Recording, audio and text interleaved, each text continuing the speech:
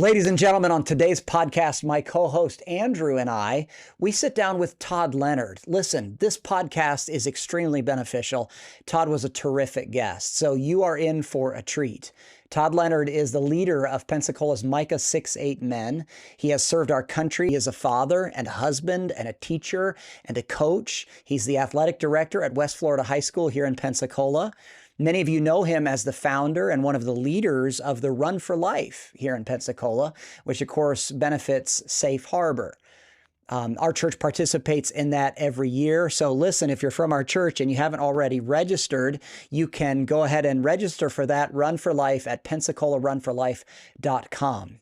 Another thing that makes this podcast a lot of fun is that there is a special appearance from my favorite coffee delivery girl. So make sure you stay tuned, okay?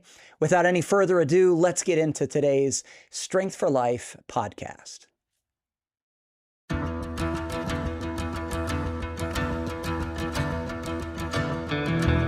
Welcome to the Strength for Life podcast with Pastor James C. Johnson, a ministry of NorthStone Baptist Church in Pensacola, Florida.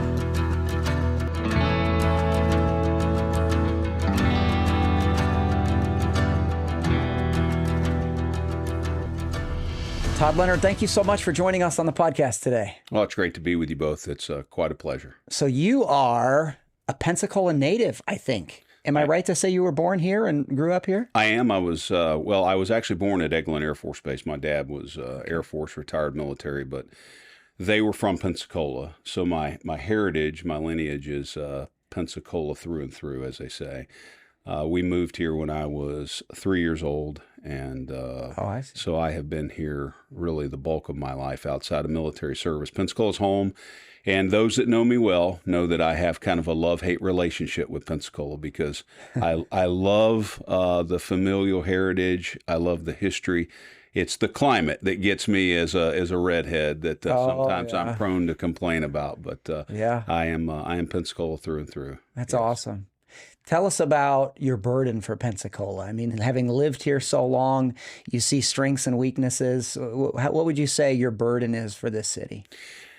Well, I would say having been raised here, I went to Pensacola High School, really grew up in Montclair, which is now kind of a socio-demographically challenged area on the west side, and went to Montclair Elementary, to Brentwood Middle School, which is now Brown Barge Middle School, and then to Pensacola High School. My family had gone to Pensacola High School. My mother and father had attended there. My siblings. So by the time I came through, there was a long line of Leonards that had come through Pensacola High School, and that experience was pivotal in shaping me, forming who I am. And I had a desire to serve in the military. I spent time in the military, but there was always this desire, this yearning desire to come back to Pensacola, to make an impact in my city. I never wanted to live anywhere else. I had opportunities to live other places. I made the decision to get out of the military, but coming back here was always the desire of my heart. Now, the Lord had really not gotten a hold of my life at that point, but there was an unction to come back here. And really in the last 22, 23 years, been an enormous burden for our city because there's so many wonderful things about Pensacola, and yet we have serious spiritual, social, economic issues here. So I believe theologically, and I think this flows out of that you bloom where you're planted, that you establish roots, and that those become multi-generational. So everything that I've done, whether it be vocation, Micah 6-8, family, has all been in an attempt to seek, as Jeremiah says, the welfare of the city. Bloom where I've placed you, and raise your children there, and hopefully to have some small measurable impact for the kingdom. So that's what drives me. We have a lot of challenges in our community. I like to tell people we have a church practically on every corner, and yet we have spiritual poverty. So Pensacola is a very unique place. Yeah. So Andrew has helped us with some Strength for Life gear, okay? Shirts and stuff. You and I haven't talked about this yet, but this last shirt that the Strength for Life ministry put out is the Whosoever shirt, and it's got John 3:16 on it. But you know what we should do is I saw a guy with a tattoo that said 850. We were playing men's basketball. And like, this is our mission field, you know? I did. So you should design a shirt that's something like 850, missionary to 850 or We something. can do it. You know what I mean? We want to get the cool. gospel. Yeah, because it's a little easier to put on a shirt than a tattoo. But Right. it's a Or little we more could just permanent. get church-wide tattoos. Everybody in the church. Yeah, how would that work out? Church-wide tattoos. Right, yeah. Go down. You But- created quite a stir, I'm sure. Yeah. That is a super rare thing nowadays, to have like a family, like heritage, stay in one place and then be like, I'm going to put my roots here. Yeah. It is, and I don't begrudge, because obviously the gospel has to go to the ends of the earth. But I believe the Great Commission has order to it, and as I've grown to understand it, and I think it's important that people establish multi-generational, heritage and legacy and roots, and that's tough. Our kids go off, they go to school, they seek jobs in other places, and I don't begrudge people going off and doing that. But I think ordinarily the pattern is to really establish yourself deep in a place, and Pensacola is that place. And for better or for worse, that's what I feel God has led me to do. So Yeah. here we are. It's neat. Now, you mentioned Micah 6:8 just a minute ago, and we'll talk about them a little later. But one of the things that you do often in Micah 6:8 is inform the people of local politics, and you often stress the importance of being involved in local politics. Yeah. And so, talk to our listeners. Why is it important for us to care about what's going on politically in our area? Well, I believe, my theology and my political ideology flows out of that. And I believe that what happens locally has far more impact on us than what happens nationally or even internationally.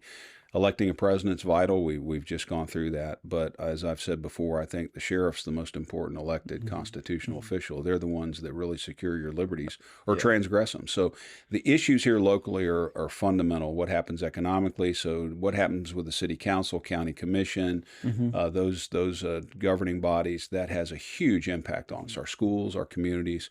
And so that's why we're always stressing the need at Micah to know what's going on locally, because a lot of times we get so focused on what's happening nationally, internationally, that we think what's going on there is more important than what's going on And here. you're describing the principle of the lesser magistrate. The lesser magistrate. Yeah. We've talked about it at Micah. Yeah, Absolutely.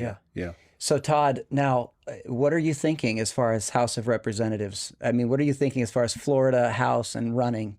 Are you thinking about that? Well, just yesterday we found out. So the congressional race is now taking shape, and the elected officials had until yesterday to resign from office. And locally, Representative Salzman did not do that because of the president's endorsement of Jimmy Petronas to that congressional seat. She made the decision not to run, so there will be no state representative vacancy open. But I think there was the Lord's planting of a seed to do something, and there was preparation. So we'll carry that forward to perhaps another day and another place down the road.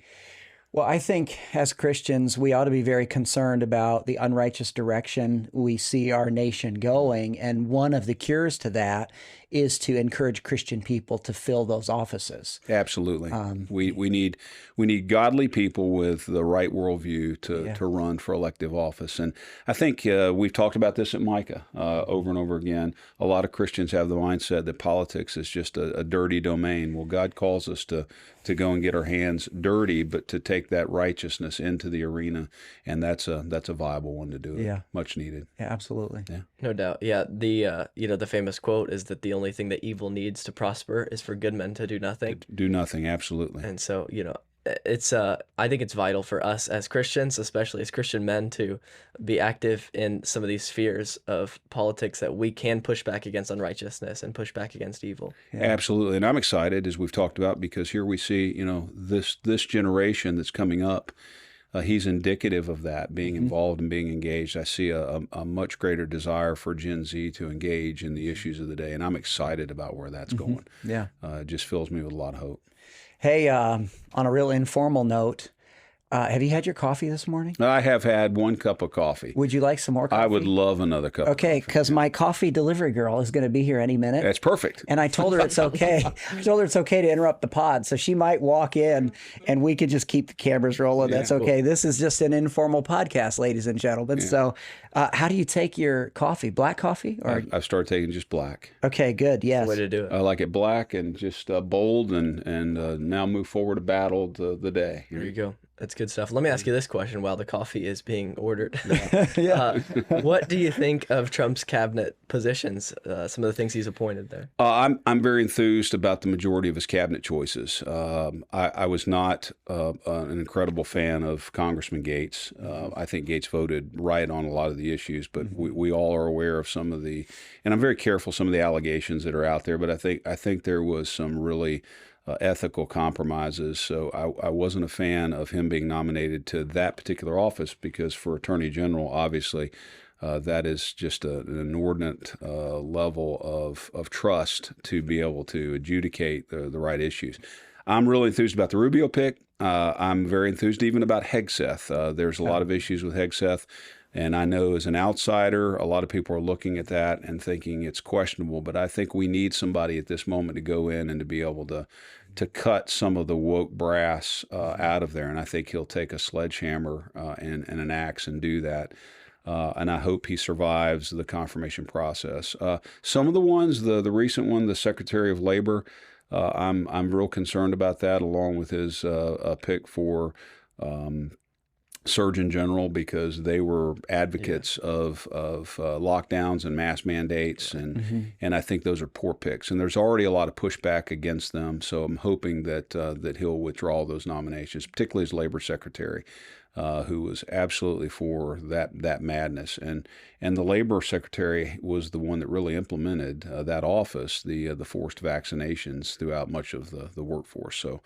I'm concerned about those, but overall, I would say he's done a great job with the nominees. Yeah. Now, the nominees, among them is RFK Jr., and he is going to make America healthy again. Yeah. I mean, that's what's purported. You do a good job at inspiring other people to stay in shape. Talk to us a little bit about the importance of stewarding one's body and maybe your regimen. Well, we've talked about this quite often, and your son and I were just talking. You're a great example of that. I was telling him I've probably known 3 or 4 men in the last 10 years that have taken up running and have just really done a remarkable job. You're one of them, along with 2 other men that I know. I think it's important for men to steward their bodies because it communicates so much about them. It communicates how serious they are as men, and it also gives them energy to be more active for God's service, energy for your family, energy for your job, energy for recreation. And I've always loved working out. I'm not a 2 or 3 hour a day, obviously, regimen kind of guy, but I love to put in 35, 40 minutes to an hour of exercise, good hard exercise a day. I've always loved running. I never had, even in the Army, I never had a runner's build. We were talking about that earlier. I could run 6-minute miles in the Army at 195, 200 pounds, which took a lot to do that. Oh, yeah. And I just love the challenge. There's something about running that always gave me an exhilarating high. And so I've continued to do that. I don't run nearly as much as I used to, but I lift. In fact, the boys and I were talking the other day. I ended up, I'm trying to get back to 300 and hit 295 on the bench press on Saturday. You just did that. That's incredible. So for almost 56, I double nickel right now. That's right. I challenge myself because that's just it's a benchmark. Okay, I want to be able to maintain 300 pounds in my 50s. I want to be able to run a sub 7:15 mile for 1 mile, and occasionally run a 10K, maybe a double bridge, and then I like to ruck quite a bit. That's become a pastime of mine in the last 7 years. So I just think, and I get a lot of that inspiration from Teddy Roosevelt, The Strenuous Life. I think a man ought to steward his body, and I heard George Grant say this about 10 years ago, a pastor hero of mine that we've talked about. Somebody asked him one time, why does he run? He said, I run to be a better pastor because it makes him better in every other area. So I think we've got just a dearth in our society today of just men who aren't doing that, and I think if we can inspire more men to do it, it's just going to create a better society. I'm enthused about the RFK pick. I think it's needed, and I think it's just a great move by Trump. Yeah, really do. Now, you've been an athlete your whole life, so you were the starting quarterback for Pensacola High School. Is that right? I was. We were chatting before you got here. My roots go deep, and in God's providence, that was probably one of the foremost shaping periods of my life. I ended up playing football at PHS, and through an assortment of events, was able to start my junior and senior year had a young man that we had grown up together. He was actually a starting quarterback. He transferred to Tate, great athlete, much better athlete than I was. So it put me in position to become starting quarterback, and football here in the 80s was huge. It's hard to describe to people how big it was. It's still big today, and as an athletic director, I see this, but it's not nearly what it was back in the 70s and 80s and even the early 90s. And so, of course, Emmitt Smith, we all grew up together here. Yes. Now, I'm very excited to hear this story because our shared friend, Richard Murray, was bragging on you and that Emmitt Smith game. I mean, that what he was telling me is absolutely remarkable. Yeah, so tell us that story. Well, in my senior year, and again, we all grew up together playing Little League ball. We played at different organizations. I played at Brent, which was on the west side. Emmitt grew up playing, I believe at Bellevue. And so we all had different venues, but we heard about each other. We played. And then when he got to high school, Escambia and Pensacola High had been big rivalries since the 50s, and they battle over what's known as the Tub every year. And so this rivalry had been around 35, 40 years by the time I was in high school, and we grew up knowing those things, knowing these stories. And by the time we arrived at our senior year, we had rebuilt our program at Pensacola High under Coach Leo Carvallis, who was a great mentor to me. Escambia ended up being, they had already won a couple of state championships with Emmitt Smith. He started as a freshman, and they were number one in the nation, ranked by USA Today. They had started ranking high school programs. They were one in the nation, one in the state. We were two in the state, and we were both in the same classification. So we played November 14th of 1986. That was they were always our next to the last game on the schedule. And it worked out. They were one, we were two, and we had about, depending on how you number it, 15,000, 20,000 fans that showed up at Pensacola High School to watch that game. Wow. It was a college atmosphere. People started arriving at 3:30 right after school. And so by the time we took the field, it was unlike anything we had seen. And we battled it out and ended up winning 17-10. Okay. And so it prevented Emmitt from getting a third state championship. So it was they still talk about it around here as the game. I don't talk about it as much, but it was a remarkable experience, and people still remember. If you talk to adults who've been in the sports community, they'll talk about that game to this day. And there have been other great games. Did you throw a couple of those touchdowns then? That game, I didn't throw any touchdowns. I didn't even rush for one.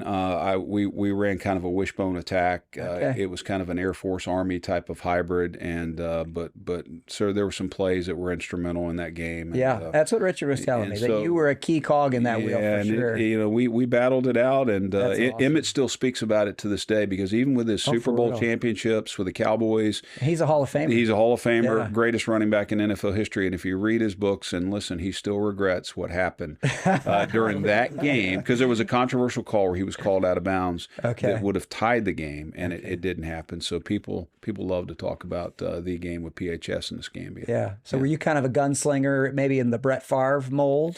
I was really, we ran what would be described as the flex bone, if you think about some of the offenses today, but I was really more of a passing quarterback. I could run it, but I wasn't blazing fast. So I was really, I had a great arm. I'm not saying that arrogantly, but had a really good arm, but I just lacked speed and lacked a little bit of height. And I was really more of a passer, but we ran an offense that enabled us to do both. Yeah, that's fun. What got you into football? Because now you're a coach, right, at West Florida? Well, I'm the athletic director. Okay. I've coached football. I was the head coach at Pensacola High for a couple of years. I'll tell you, it's interesting because I grew up. My dad was not an athlete. He was a blue collar man. He loved sports, and I grew up just at his side watching football. And he loved the Miami Dolphins, and he loved Alabama. And there was a connection there between the Dolphins and Alabama with Bear Bryant. So football is king in the South.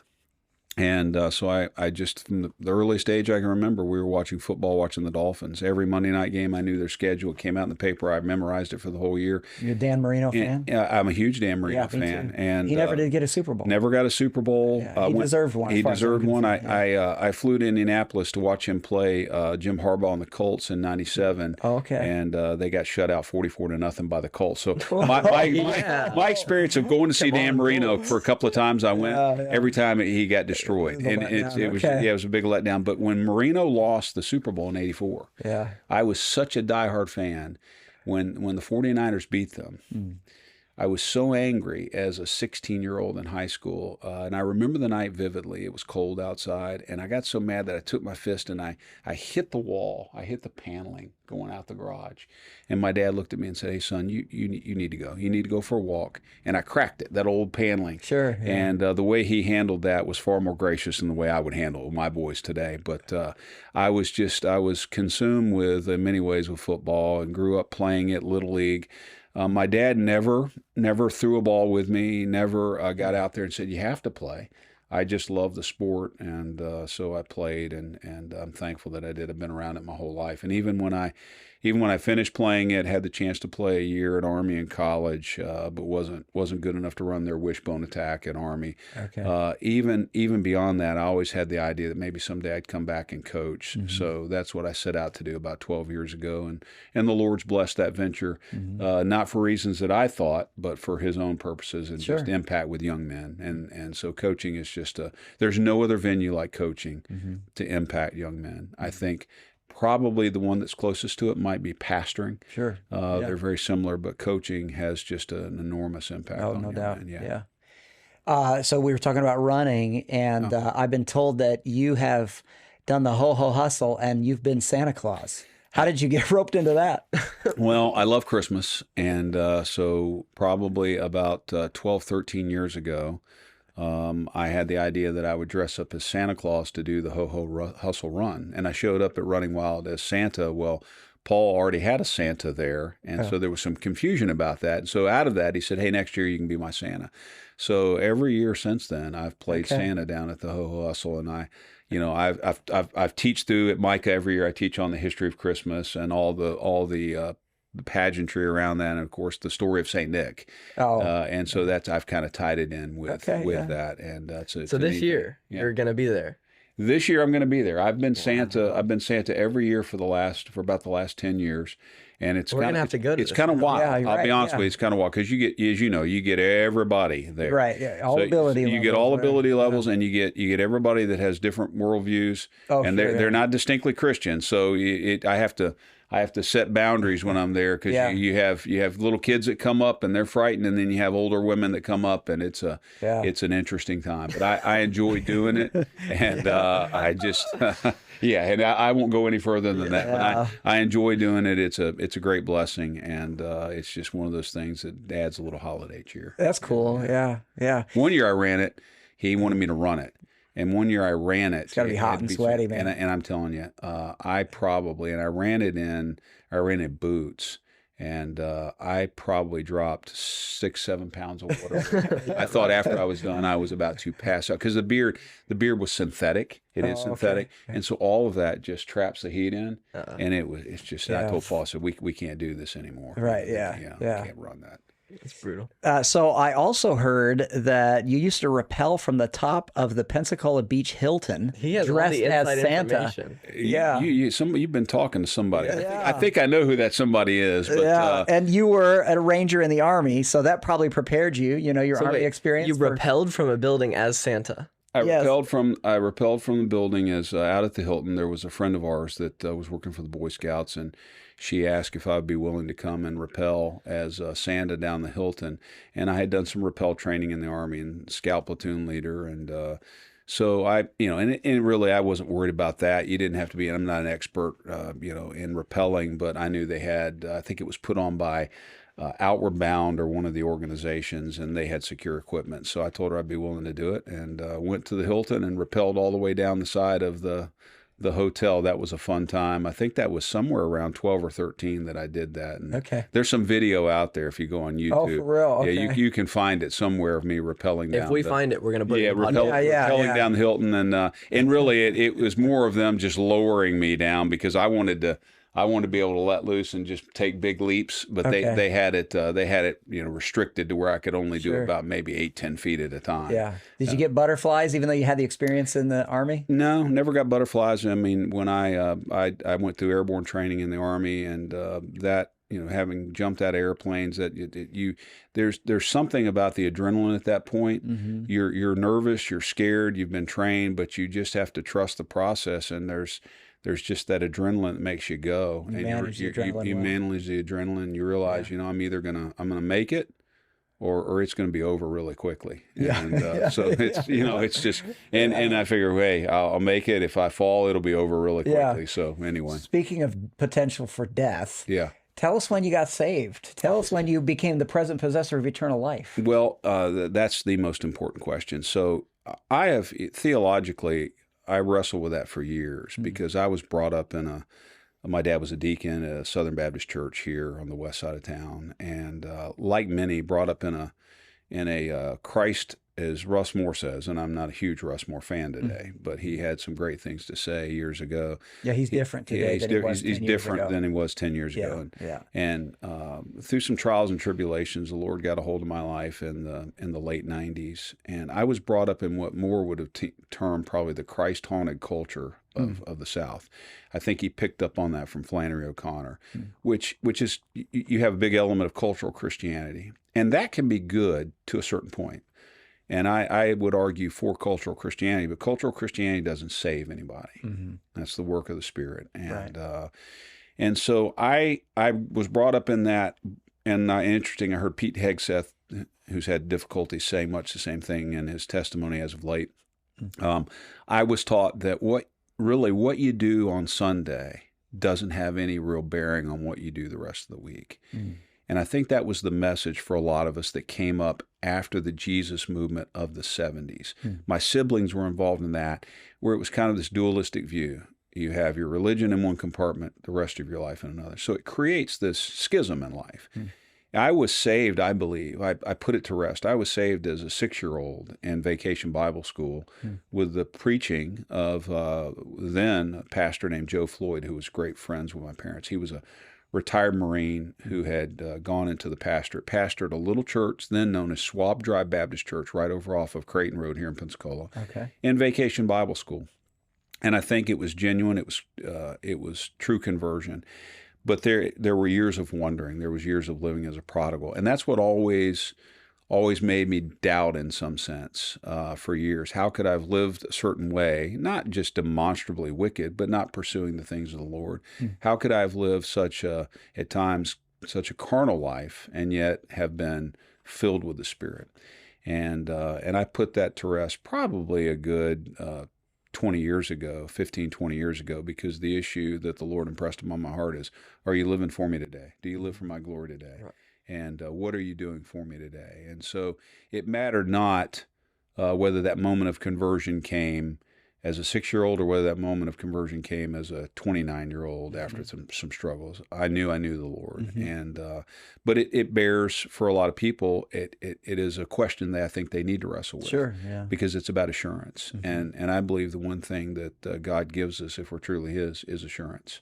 Even David, in the midst of his just depravity at times, there were times where you could see that was shaken, but God ultimately gives him assurance. And he writes about that in the Psalms. So I say all of that to bring it back to, I think I was genuinely saved at 6 years old. I think God's hand was on me, and I wondered, but He never let me go so far that He didn't yank me back. A lot of difficulty, climbing Fool's Hill, as a friend says, on my own at times. But I've been there. But all those things, I look back, all of the experiences of life have shaped me into the person that I am today. And I'd have a lot less difficulty, but I wouldn't have the ministry to men that I have today and others had I not gone through certain things. And so that brings me where I am today. I think salvation occurs at a punctiliar moment, but sanctification is a process. Absolutely. And I agree with that. And that's why I'm always careful. I got into the lordship salvation debate years ago with MacArthur, and he emphatically asserted that there is no Savior-Lord dichotomy, which I agree with. When you accept Him as your Savior, He is your Lord, whether you acknowledge that or not. But I think there is an outworking where people come in sanctification to see that more and more. It's not all there immediately. So I'm very cautious now today when people say, well, they can't be a Christian. They've made a profession of faith. Look how they're living. I'm like, not so fast. So I think it's our job to come along and walk with them through it. Now, if there's just a continual rejection, then that's obviously something to be concerned with. And so, as you've grown in the Lord, you have conducted a lot of Bible studies. Of course, you lead men at Micah. Our shared friend who's been giving me information about you said something about 9/11. Like most people remember where they were, 9/11, 2001. You were conducting a Bible study, I guess. My good friend Richard Murray and I have been in a study for about, 3 years, 2.5 years at that point. We met every Tuesday morning at the Village Inn by Cordova Mall. And we were there, and that study, now looking back, it was led by a friend who was well intended, but it was very shallow, but it served God's purposes at that point. So we were there, we left, and I went home, he went home, and I did something that I ordinarily don't do. I went upstairs and turned on the television. Everybody was gone. And I didn't have to leave to be on the road that morning. And I turned it on and immediately saw Good Morning America and the smoke coming out of the tower. And Richard called me immediately and said, "Have you seen this?" I said, "Yeah, I have." And we were both talking. We were both speculating on what might have happened when we saw the second plane go into the other tower. And it's one of those surreal moments you never forget where you're at. And Richard and I have that, as we do with so many things. We had that moment, and we still vividly recall it every year. Yeah. Now, people are excited about President Trump for a lot of reasons. Among them are the people that are more into what they're calling conspiracies. He's going to release a lot of files. Yeah. Do you think there's any conspiracies surrounding 9/11? And do you think Trump should release some of that stuff? We like to talk conspiracy. Yeah, this gets in this whole debate, right, that your generation knows well, this idea of the whole post-war consensus and how much, you're red-pilled now, you're awake, you're seeing things. I think young men today are not deconstructing completely, but they're questioning established narratives. And I would have been a guy 20 years ago that would have said, I grew up fascinated. I was the kid in calculus class reading my biography of JFK. I would have been better off doing my calculus. It would have helped me down the road. Then my teacher said, "Put that away." I was reading Warren Commission. I mean, I was kind of the athlete, but the nerd as well. And my friends will tell you that. I took guys to task in the church years ago that speculated there was any conspiracy with Warren Commission, any conspiracy with 9/11. Today, I'm not so sure because I think the veil has been lifted, and I think we've had some really nefarious goings on in our government, and I think it's been going on for a long time. I'm fully convinced today probably that our government was in on the assassination of Kennedy in some capacity. Can't say from the very top echelons down. I think RFK thinks that. RFK thinks that, and I think he makes a pretty sizable claim to that. The president apparently has seen the files, and I wish they would release it, but apparently there are still people around today that might have been associated with it. Tulsi says she's going to release it. She says she's going to release it. We keep hearing there's going to be a release of it. I hope they do, because I really believe. And if you look at some of Kennedy's policies, you can actually make the case that he had more conservative policies, and particularly with the Vietnam issue and what was going on around the world, that it was advantageous to take him out. I'm more open to that. 9/11 is still a tough one for me to digest as a conspiracy theory. It's just more difficult to think that our government would be involved in something of that calamity. But anymore with COVID. And what happened during COVID, and to see the suppression of truth on the part of our government, entities within the government, the restriction of speech, and questioning, as we had done before, rightly so, questioning any narrative that countered the government consensus, to see how that was squelched and almost criminalized, really, I think, opened a lot of our eyes to these things. And I'm so thankful, because I've said, I think there are pastors who get it, and you are definitely one at the very top of the list. Not that you allow that to drive your preaching week to week, but you address it. And there are pastors who just, it goes right over their head, and they don't know what time we're in. And we ask the question all the time, do we know what time we're in? So I think there is some merit to that. I'm not sure how far it goes with 9/11. And I don't come down on that one way or another, but I know there are people today, solid people that I respect, who emphatically say that it was a government inside job. Okay. Yeah. I've heard similar things, and you mentioned like this generation being into more of those theories, or being red pilled or whatever. But I think a lot of it stems from COVID. Them saying, "Wait, the government's lying to us, like openly lying to our face." It's like, wait, should we trust these other things that they're telling us are truth or not? And it is like kind of, they see a reversal of the structure that should be like the government should be the transparent party and we should be the private citizens, and it's gotten all reversed. They're spying on us and everything. Yes. That you're exactly right. I couldn't have said it better. That's exactly now. what's Yes, this is a taking brief place. intermission. The coffee girl has arrived. Wow, Yes. it's so good to see you. Sponsored by Panera. Thank you so much. How Yes. gracious of you. Yes. Yes, we were talking We're about very- the Whosoever shirt, and here is our model. Can you see her on the camera showing off the Whosoever shirt? Is she in the shot there, Chris?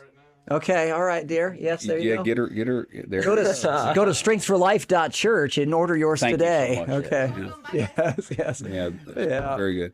That Panera, I've not been yet, but it just was built recently. It's right across the street from the church. Yeah. Over there. I think you said it perfectly. And what I'm concerned with is that because young men are rightly questioning things, we can't totally question to the point that we deconstruct to say there's, and this is what might happen with a lot of young ones, that there's no truth. That's a danger, being relativist through and through. But young men are questioning the narratives, and I think it is our duty as older men to point them to the truth. Yeah. And I think there are a lot of pastors today and venues that I'm affiliated with, as we talked about reform circles, the Theobros and all this. They're having vicious debates with each other. Oh, yeah. Tearing each other apart about, quote, the post-war consensus, how much to question. The older men are condemning the young men for questioning narratives. The younger men are just castigating the older men for being established so thick within them that they can't see anything else. So there were divisions about COVID. I mean, MacArthur was on one side of it, and guys like Mark Dever on the other side Yeah, I of remember it, that. kind of how to handle it, how to respond to it as a church. Right.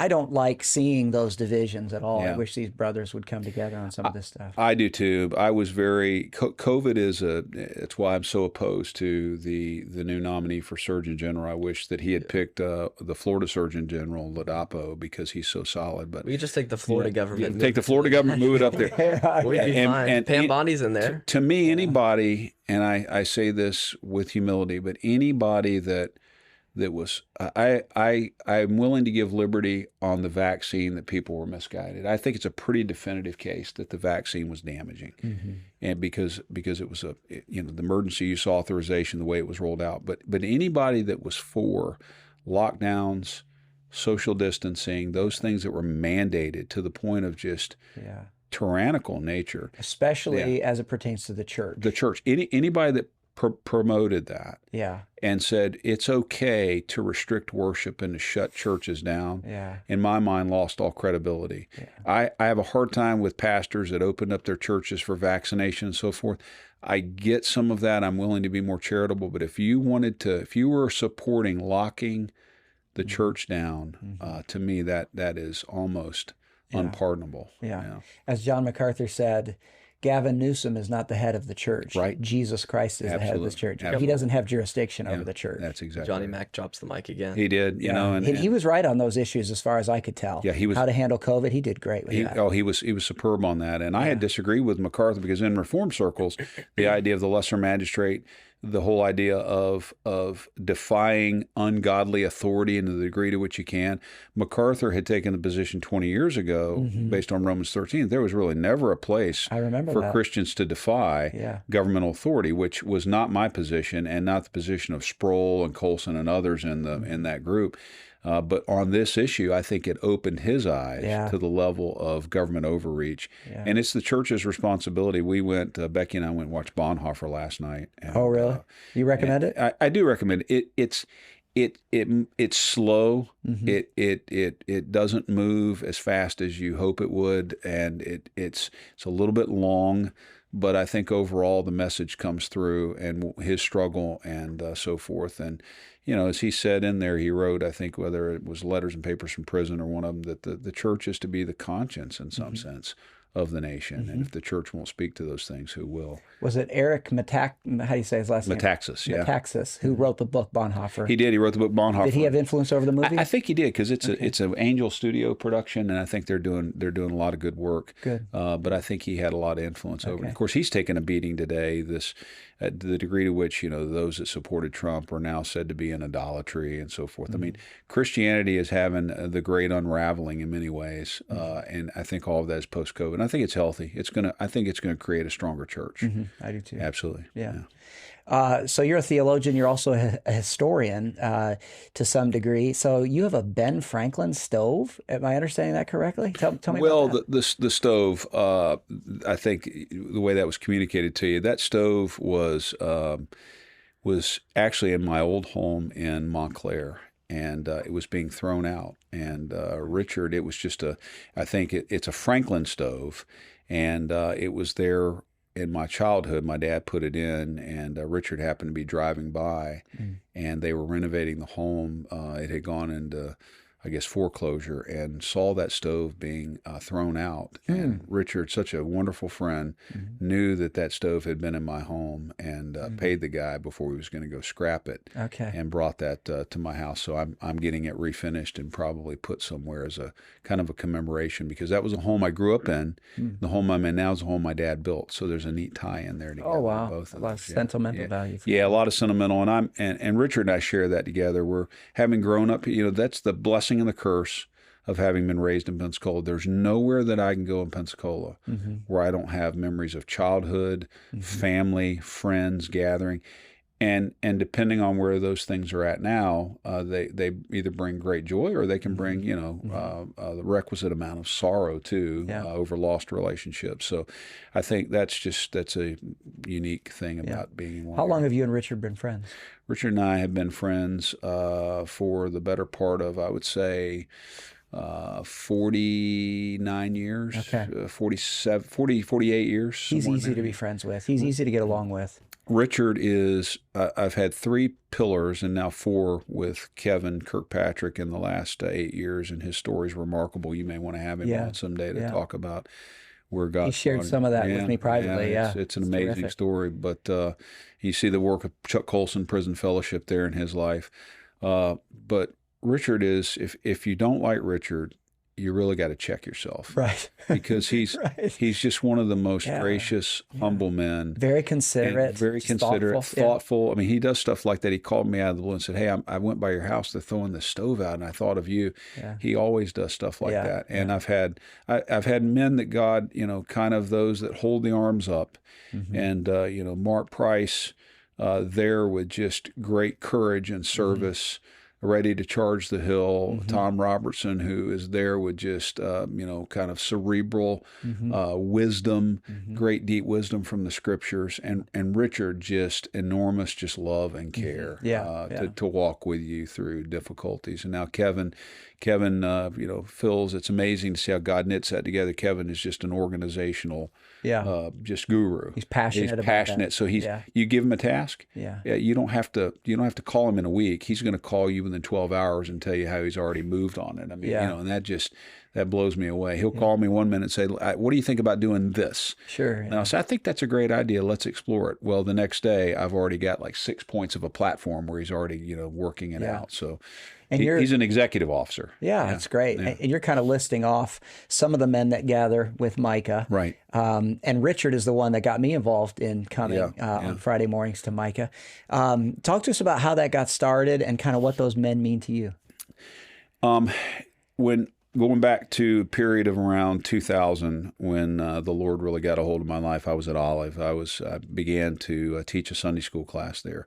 That was my dive into theology, because I started reading Sproul and Colson, which led me to Francis Schaeffer and a whole new world that I had never been exposed to.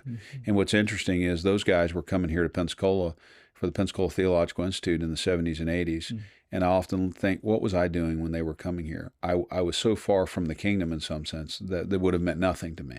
Somebody said to me in high school, "Hey, Francis Schaeffer or R.C. Sproul is going to be at McElwain. Would you like to go see him?" I'd have been like, "Who?" Maybe Bob Greasy or somebody else, but not R.C. Sproul. So I started teaching Sunday school. I started diving into theology, started reading systematic, and then started taking classes on my own while I was in business. And the class grew, and out of that, I just wanted to do something. I didn't know what I was going to do. I knew I wasn't called to full-time pastoral ministry. I knew that much. Didn't feel as if I was qualified for that either. And but I wanted to do something for the kingdom, so we started kind of a little organization called Men for Modern Reformation. We had read a magazine, Modern Reformation magazine by Michael Horton. We picked up on the name, and we started that locally. And we started doing little seminars and conferences, and we got affiliated with Trinitas. And it was a neat avenue for a while. And that went for about 5 or 6 years, and we did quite a bit. Out of that, I ran for school board. I began to see that faith had to be put to action. And so what do? Let's do something. So let's get involved in the political arena. That was always a passion, because now God seemed to be combining the theology with the love of history and politics, put those together. And we just had our tribe, and we started just moving forward to do what we thought had called us to do. And that was vibrant. And then as the family grew, it went dormant for a few years. And probably somewhere around 09, 10, we were still doing active ministry, but it was every 6 months to a year we'd hold an event.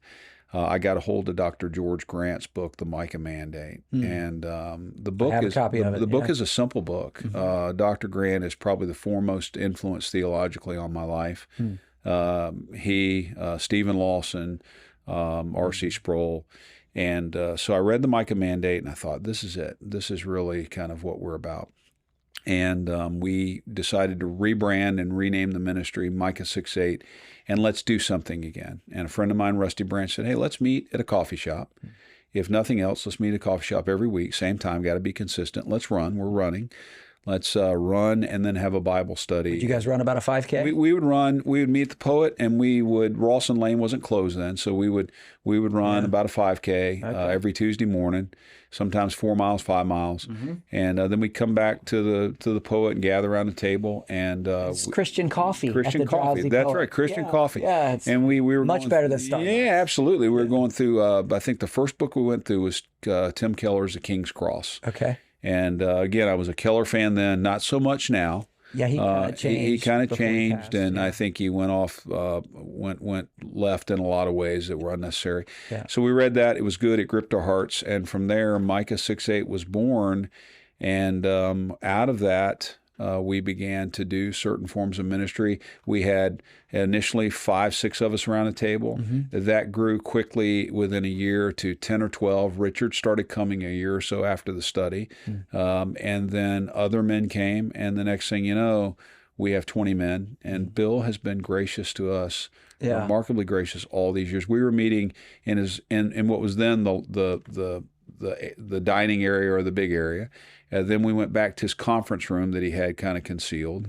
And then when he remodeled, we've been meeting in that space every Friday morning for the last 12, 13 years. I've talked to Bill about getting him on the podcast. Yeah. He has some very interesting connections. Of course, if they're not familiar, he's the owner of Drowsy Poet. But interesting connections with Pensacola Christian College. He does. Bill is a very, shall we say, ecumenical man in the right sense. Okay, good. He has a lot of connections, walks in a lot of different lanes. And the men, and you exhibit this so well, reminds me of Dr. Grant. Dr. Grant is a Presbyterian pastor, PCA. He has walked with some of the greatest minds of the Christian faith. I consider him to be a modern day Apostle Paul. If you know his work, I mean, this is a man who is on mission trips in northern Iraq when he's getting hunted by terrorists. That doesn't promote it, to writing these books, to speaking at conferences. But the greatest men I know are able to walk ironically with other men of different persuasions. Sure. So Dr. Grant gets asked by Dave Ramsey to come and do a leadership seminar every year there in Nashville. He gets asked by Assemblies of God to come and pray at their conferences. And he's the furthest thing from a charismatic, but he's very gracious with those brothers. And very few men exhibit that. You not to build you up here intentionally, but you exhibit that very same tendency. appreciate that. And Thank you. it's a remarkable skill, and I think it makes you much more effective than saying I'm just going to be in my lane and stay in my lane and never maneuver outside. But I think lanes are important. I think you have to have distinctions. But at the end of the day, you have to be able to kind of also operate outside of those a little bit. Sure. And you do that well. So we started Micah 6:8, and then it wasn't long after that I had the idea. Sophie was born. And when Sophie was born, the Lord really impressed upon me. I'd always been pro-life. I would have probably given you politically 30 years ago when I was just involved in conservative politics. I'd have given you the standard, say, with the exceptions, rape, incest, life of the mother. When Sophie came along, it really gripped my heart, and I thought, for most people at this stage, I'm in my 40s. They might have aborted her. And I had the idea, we need to do, we were involved in all these 5Ks we're running. The family was running them. Richard was running them. We were doing the triathlons that season of life. And I thought, we have 5Ks for everything. Why not a 5K for the life issue? Yeah. And the Lord impressed that upon my heart, and we started planning a year out, and we made it happen that first year at the Drowsy Poet. And we've now this will be our 11th or 12th year. That's awesome. When is it this year? January? It's always mid-January. Richard will kill me. It's the Saturday before MLK Day. Yeah. I think it's 16th or 17th. And we do that every year. And so I planned it and executed it. Looks like the 18th. 18th. There you Okay, go. that's our Saturday. Yeah, I planned it and executed it the first year. Okay. And just made it happen through sheer will. We had about 300 runners. Yeah, it's terrific.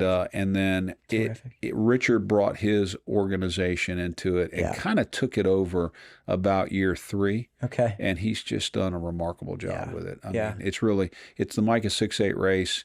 It was my vision, but now, and I say my vision, the Lord's vision, and now Richard has kind of taken it, and Kevin and the others, and really, I really do very little with it anymore, other than just help and show up and promote it. It's a great crowd now. It grown. Oh, and y'all are. I mean, you were a big. This church was a big, I think, period of growth, because it may have been 3, 4, 5 years ago. Y'all brought 20, 30 runners. Sure, we've had others that have come and run it, and we've raised probably close now to $80,000, $90,000, $100,000 for Safe Harbor. And that saves $1,000 saves a baby. So you got to smile about totally that. worth it. Yeah. What are you thinking, Andrew? Really neat. Yeah, I think that I'm glad that people come out to these things.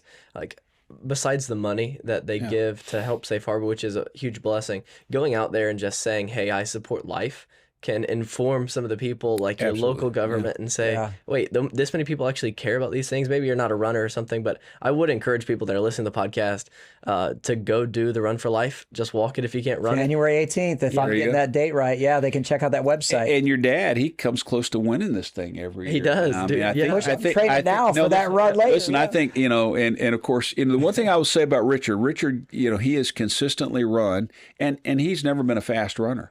But he will get out there and he just plods along. Yes. Yeah. And he just goes and he's always talking about how fast you're running these races now. So your dad will probably win that thing this year. Oh, I don't know about all that. Yeah. That's a lot of fun. It's always cold, of course, in January, which helps us breathing and everything. It does. I've always, and that's the one thing we laugh about with me, my friends know, in this area. I'm obviously not a beach guy.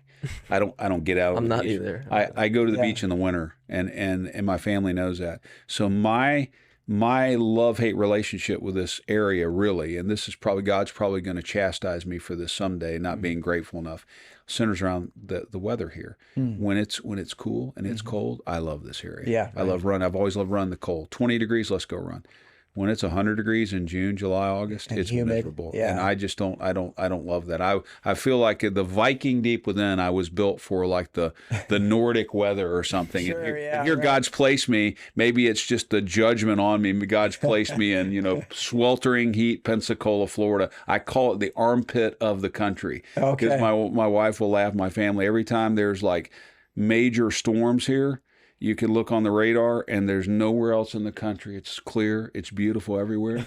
And right over Pensacola and Northwest Florida, just literally is this massive like thunderstorm deal. And I'm like, here we go again. Right. Yeah. That's how it works. Now, in the beginning, I told you we'd be done about right now with the podcast. Can I keep asking you a couple more questions? You sure can. You fire away. If you don't mind. Just for the sake of our audience benefiting, Could you share with us just whatever you're comfortable to share, maybe times of deep trial in your life and a few biblical principles that guided you through those valley times? Absolutely. I was going to bring that up if you had not gotten to it. I think the toughest trial I went through was with protecting the dignity of some of the family was the collapse of a marriage. And that began to happen. Now looking back, a 20-plus year marriage began to happen in 2017, 2018. Satan, and this is what I tell men, Satan often comes for the thing that you value the most. And when the Lord got a hold of my life, the thing that I really valued the most, I don't believe I made an idol out of it. I believe it was proper biblical thinking, was family. Raising a covenantal family to serve the Lord. Bringing kids up, catechizing them, teaching them, putting them around things of God all the time. Yet being rugged and trying to instill that as well. And Satan, as I moved into education, the Lord blessed. I became a head coach, and through that, a marriage began to collapse. And that loss of the marriage and the abandonment that occurred during that was the most difficult period of my life. And in God's providence, and you and I have talked about this before, I was a head coach, a new head coach, first season as a head coach. Game 3 at Pensacola High School. Finally, the dream that I had gone back and coached, and not only coached, I wanted to go and educate, became the head coach of the school I played at. It was a Cinderella story. Sure. It was just exactly the way I would have scripted it. And I thought, Lord, you have been so good. And at the beginning of that, a wife walks out, game 3. And I had to keep a team together, a family together, and it was the most difficult thing I've ever gone through. It was excruciating. And through that, to have 3 young boys in the home, Jacob was playing for me. You have 3 sons and a daughter. Jacob right? was, so Jacob was playing for me.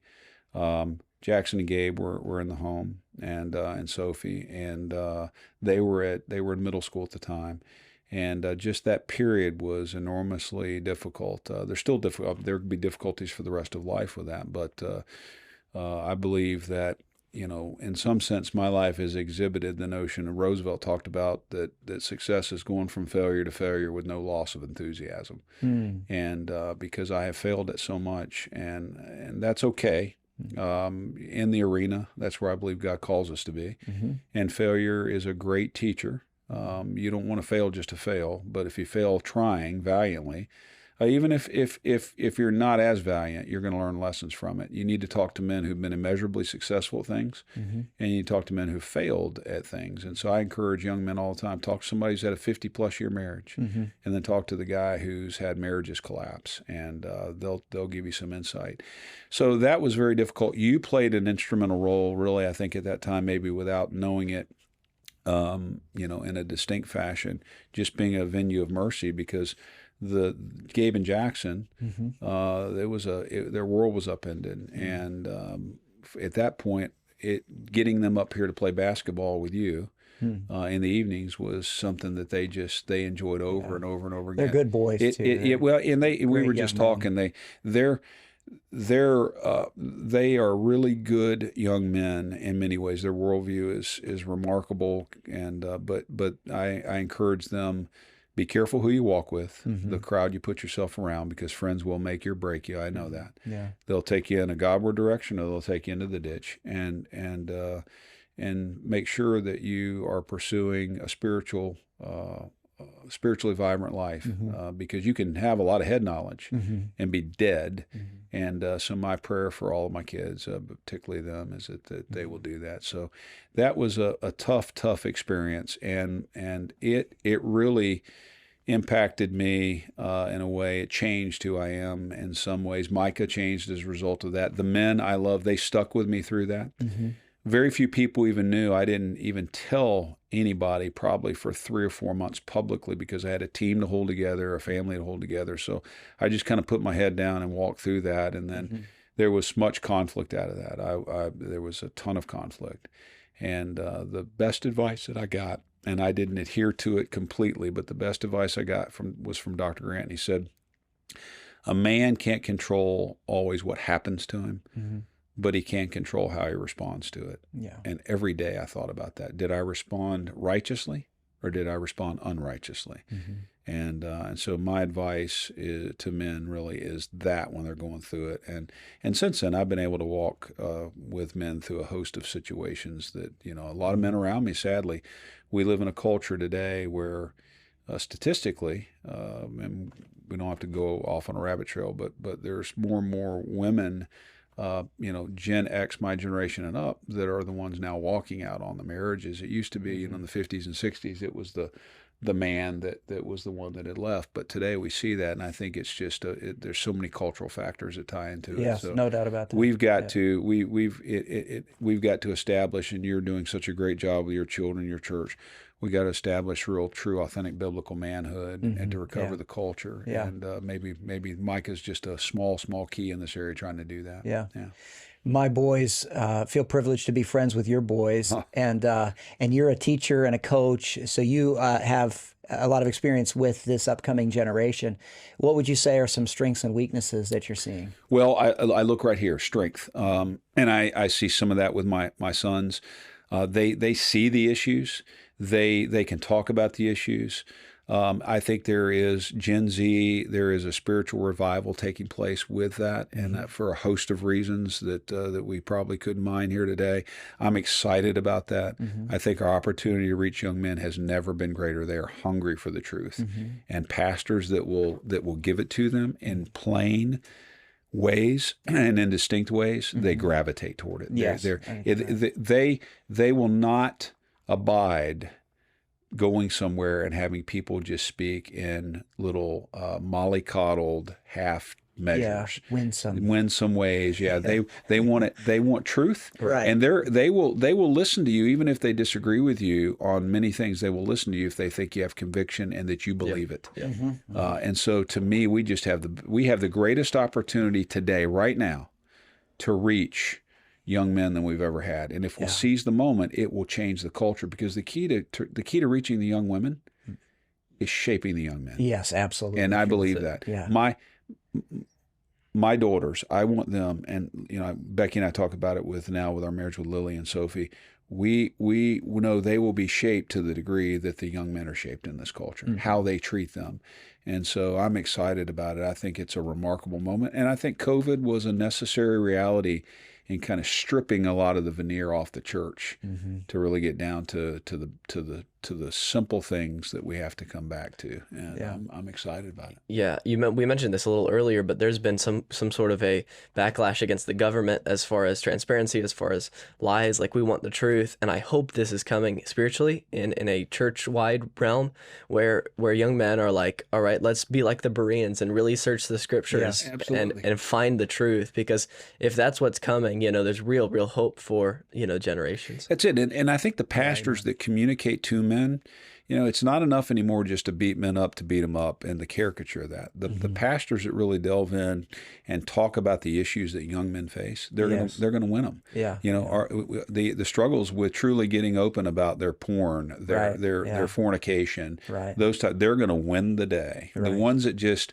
come in and give the moral lessons and berate them, they're going to tune them out. And so I think you're absolutely right. Yeah. What I've seen something too, real briefly, is that young men are tired of this cotton candy sort of woke Jesus mentality, where they come into church and they're just given a warm hug and they leave out the door feeling a little better. But I feel like the churches that are going to preach, hey, you can be more than a conqueror, and you can be a masculine dude and still love Jesus, and you don't have to be sitting in some yoga pose to love Jesus. Like, that's how this woke church is presenting this idea. It is, and evangelicalism has presented itself in that manner, and you're exactly right. So you've got all this feminization that takes place, and men come into that and they go, wow, there's no mission for me here. Right. When you're presented with, and what greater mission could we have than dominion for the Lord Jesus Christ? And we all may disagree about what what the shades of that looks like, whether we're post-mill, dispensational, pre-mill. But if we agree that there is a battle taking place, right, and that God has commissioned us in that battle, and that your job is to be on mission, and what that mission is, and that you have men, real masculine men, that will walk beside you in doing that, that sounds so much better than, well, your mission is just to come to church and participate in a Bible study week to week. Yeah. Teach men about their vocations, their lives. I mean, this whole idea today of, some of this berating going on about these young men who are really trying to lift and take care of their bodies. I see the older men kind of going, well, Paul says, that doesn't profit much. Yeah. And I'm like, you've lost. It does profit. Yeah, you've lost the narrative, because it does profit a little bit. Yeah. There is some profit into it. And that's not the way to reach the heart of these young men. Right, yeah. And to me, a lot of it's common sense, but I think we just miss so much of it, and pastors need to awaken to that reality. Right, yes, sir. I really believe, to the point that pastors that don't, I believe this firmly, that if they don't, their churches will not exist in 10 or 15 years. Right, yeah. Because I think the men are really looking you're right. for what you are indicative of what I'm talking about. It fires me up to be right here next to him, because he gets this. He does, and this is exactly Exhibit A of what I try to show you pastors. If you want to know what's out there, this is it. Yeah. And if you're not speaking to it, you're just not even in the game. Yeah. What a blessing it's been for me to get to rub shoulders with men in my church who I have got to look up to as masculine men who, have their stuff figured out, or, maybe they've gone through trials or different things in life. What a benefit the church has been to me in my maturation process, my sanctification journey in that area, in that respect. And you mentioned some of your, modern day heroes of the faith. Mm-hmm. My question is, do you have, biblical characters, biblical heroes that you look up to from Scripture? Oh, I do, and I know it's kind of cliched to say David, but I look at David's life, and David has everything, and on one level, people put out David because they want. I think people put David out there sometimes to justify their sin. I've heard that. And I look at David and go, you really have misunderstood David. I see, though, David struggled with at times assurance. David was an adulterer. David was, he was a murderer, and David had rebellion in his own household as a result of sin. So you get into issues of parenting and rebellion with kids, and you go, okay, why is this? Sometimes it's your fault, sometimes it isn't. There were things that happened to David that were completely out of his control, but the one thing David never surrendered was the passion for the glory of the Lord. And to me, so David is the preeminent biblical hero to me. And of course, I wouldn't hold him out as the model of the spiritual life that you want to lead in many ways, but there he is, and you got to deal with him. Super relatable. He's super relatable, and in every way. I mean, you have favorite verses of Scripture. Probably my favorite passage of Scripture is Romans 12, the entire chapter. I listen to it every day in Romans 12, 1 and 2, because mind renewal is the key to the Christian life for me. Yeah, sure. But if you look in Samuel, I believe 1 Samuel, I always have to, I forget the verse, but you'll know, where they're describing David. And he says, studying 1 Samuel these days, and the life of David. He just wrote a paper last night on the life of David, as a matter of fact. And I have found a young man, and this young man is skilled in battle. He plays this instrument. He's valorous. He commands speech. He's prudent. He's wise. There is, I think, you talk about a Renaissance man. There is the Renaissance man, and you see it in his life. He's writing poetry. He's writing the Psalms. He's slaying the giant. He's fighting bear. If he lived today, he'd be the quarterback of Pensacola High School. No, he'd be far more than that. But this guy is the preeminent. He's physical. I mean, can you imagine? I mean, he's this ruddy little guy, but at some point he had to develop in some immense physicality. Right. And here he is, and he's courageous, and yet he experiences the depths of just heartbreak. Can you imagine? I mean, I think about the fact that Absalom rebels against his own father in such a way that he's put to death, and David has to deal with that. David has to deal with this adulterous relationship has brought forth this child. And the Lord takes the child, and David gets up. To me, there's always so much in that, the awareness. And I mean, if you read David, to me, you can't come away with anything other than this man is just a remarkable man. Yeah. And yet he's flawed, he's fallen. His only hope is a savior, and yet he's a king. Yeah. I mean, the dichotomy between those two is enormous. Yeah, he mentioned that I just had to recently write a paper on the life of David, which I did. And I talked about leadership from the life of David. And, I mentioned different characteristics of David's leadership, but the one that I specifically focused on was how he sought after God's presence and how that was the defining characteristic of his prosperous leadership or his failure in leadership. Yeah. Because the moments he failed, either he didn't have the Ark of the Covenant in battle, or he, failed to be where God wanted him to be, and, he failed to something. Yeah, absolutely. Hey, I think he needs to come, and I'm going to challenge him. He needs to come and deliver this to the men of Micah. One morning. There you go, Andrew. When you feel ready to do it, the floor is yours on Friday morning to come, because I'm trying to now get young men. We were looking at Gabe had done a presentation this morning. I wasn't able to watch it on me. He had to talk about his father at UWF for one of his classes. But I used to have them when they were little. I used to have them present for a minute or two in front of the men on a book report or project. Sure. Now what I'm wanting to do is get spiritually mature young men to stand up in front of other men and present. Yeah. And kind of a Toastmasters for Micah type deal. Okay, And I cool. think I'd love to have you do that. I appreciate that. And Yeah, outside there of you go. David, you look at Paul. I mean, who can't Of course, admire yeah. the life of Paul? I mean, here he is. I think there's a lot to Paul's background. I think Paul lost everything. You can make a case. I know most scholars don't, but some scholars make the case that he was even married, having been a part of the Sanhedrin. He had to have been, and that everybody forsook him. And whether that's the case or not, he endured much for the sake of the gospel. yeah. I mean, was there ever anybody like the Apostle Paul? The intellect of Paul is astounding. I tell people I'm more of a Peter than a Paul. Yeah. Because Paul had the Ivy League training sitting at the feet of Gamaliel. Yeah, absolutely. Peter had more of the School of Hard Knocks. Yeah. I've whopped off Malchus's ear a time or two. In my life, that's right. I made those mistakes and been rebuked for I it. think your intellect is superb, and that's why I look at David, because I think probably the one thread through my life, if there's failure, but there's also been, God has given me, when I've needed it, God has given me courage. Yeah. And so people say, well, how did you become courageous? How do you speak out the way you do? It's just a gift of God. It's in me. I can't help but speak at times. I don't want to unnecessarily offend, but if the moment comes to stand, I'm going to willingly just take that stand and say, okay, Lord, I've counted the cost. Yeah. Yeah, we need men like David, and I mentioned Peter because they're so relatable. Like, I've prayed Psalm 51. I've said, "Have mercy on me, O God," like David did. Yeah. And then I've made mistakes like Peter.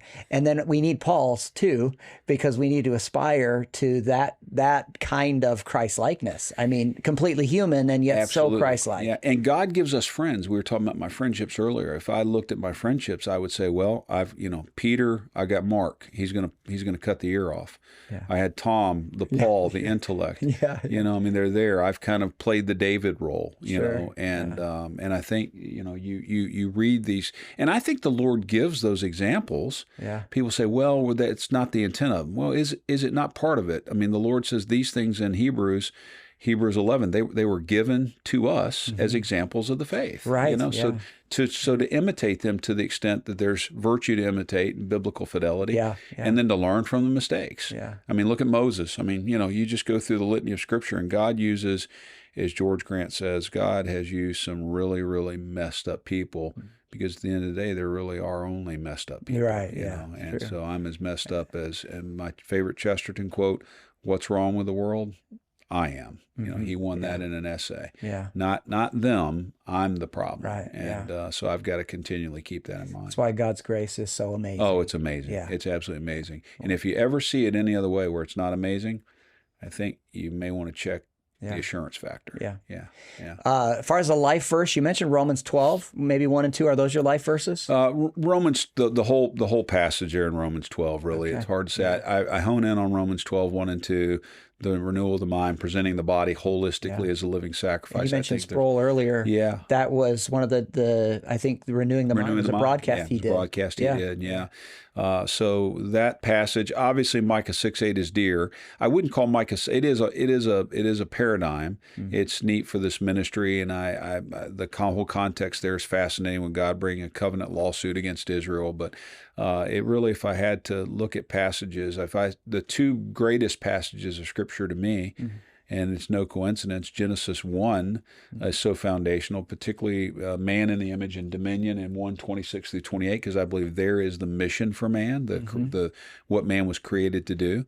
So I've always come back to that. It's a beautiful passage to me. It's instrumental for everything else in the Bible. Yeah. But then Romans 12. Romans 12 to me is the renewed man. So you have Genesis 1, then you have Romans 12, and that's why I listen to it every day over and over and over again. It's wonderful, yeah. It's fabulous. Terrific. So I've given the only instructions I've given my friends is if the Lord calls me home before them, Romans 12 is to be read. Other scriptures can, but Romans 12 is to be read in totality. Yeah, that's really the only real command that I have. It's great. Yeah, and them not singing "I'll Fly Away." Doing that. I just had to throw prohibited. that. No, that's prohibited. Yeah, that's we can laugh about that.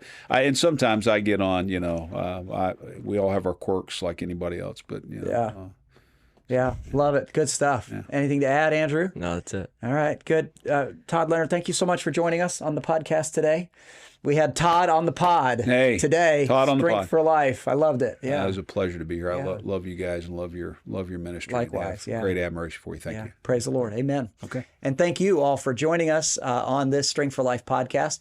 Hey, if there are ways that I can serve you as a pastor, please let me know that. You can email me directly. My email address is pastor@northstonebaptist.org.